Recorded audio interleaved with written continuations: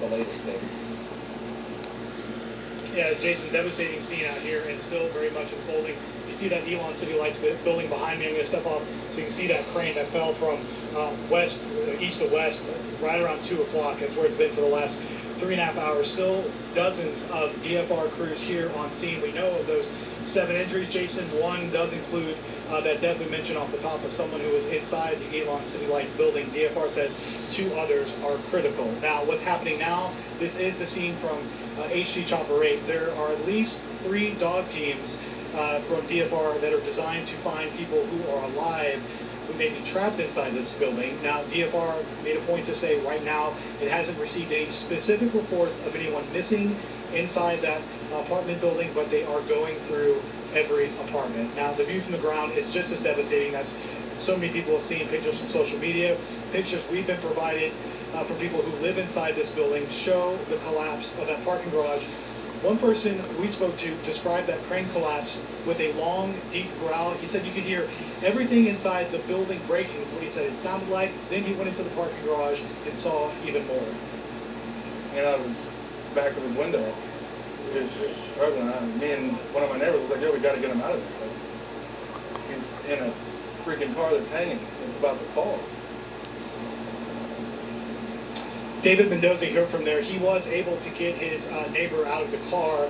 He said he wasn't injured, but was pretty much in shock and really couldn't say a whole lot.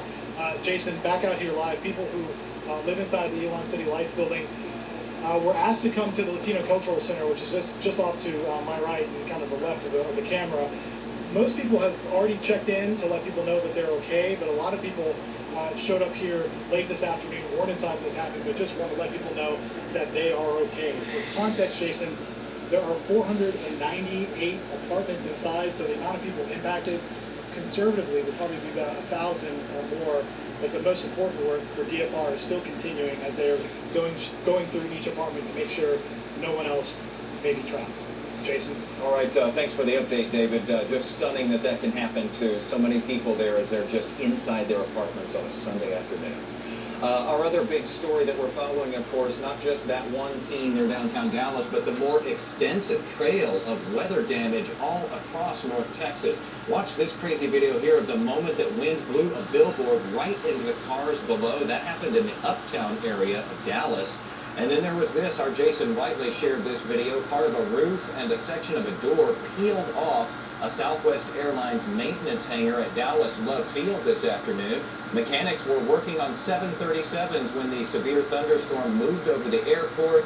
They fought quickly here, though. They sought cover in another part of the building and actually got out of that hangar, and that was really good to do because you can see the damage done there. Thankfully, no one hurt there at that scene.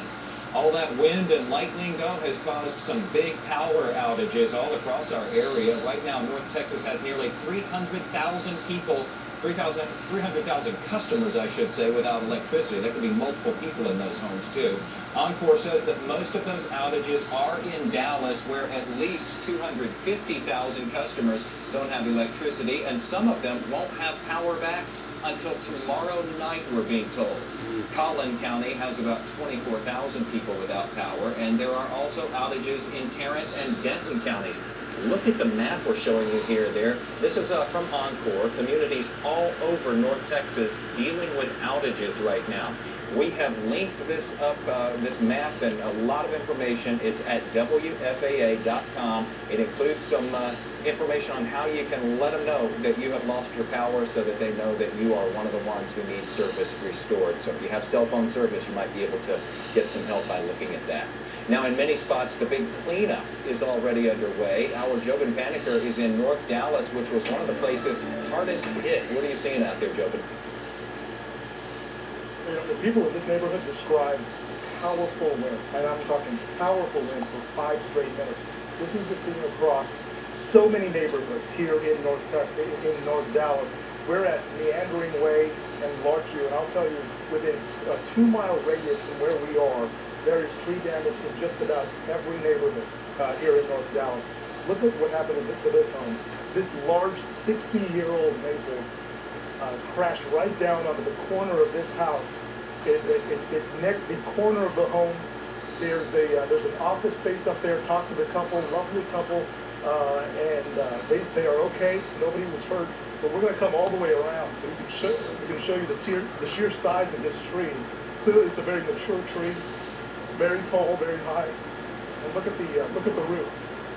This is what came down about 2.5 hours ago, right down, clipped the corner of their house, and they're working to figure out what the next move is here. You know, one thing we've realized, we've seen trees on cars, we've seen trees on houses, trees on power lines. The key now is that cleanup needs to happen soon enough.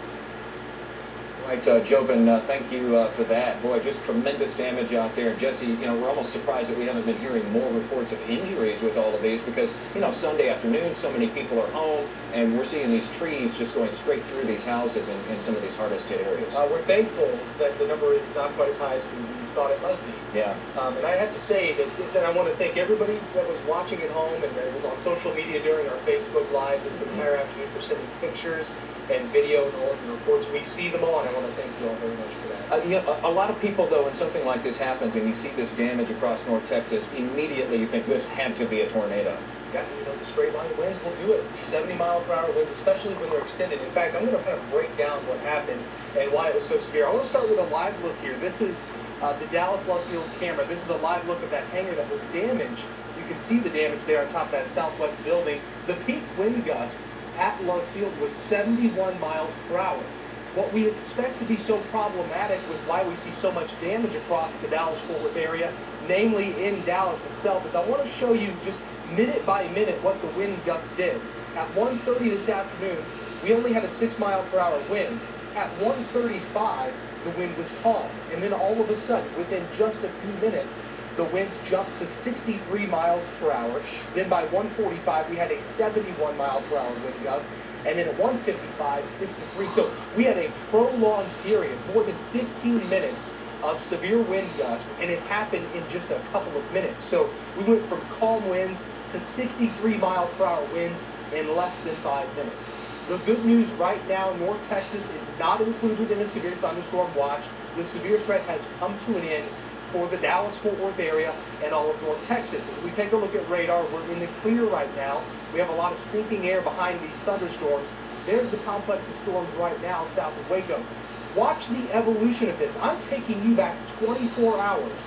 This is the complex of storms that was in eastern Colorado, and it shot itself all the way south into North Texas and now into central Texas. Again, this is a 24-hour loop of this cluster of thunderstorms that brought us those damaging wind gusts. So it worked on its own environment, its own momentum, dragged all the way through Kansas, all the way through Oklahoma this morning, and made it into North Texas, bringing us those damaging winds.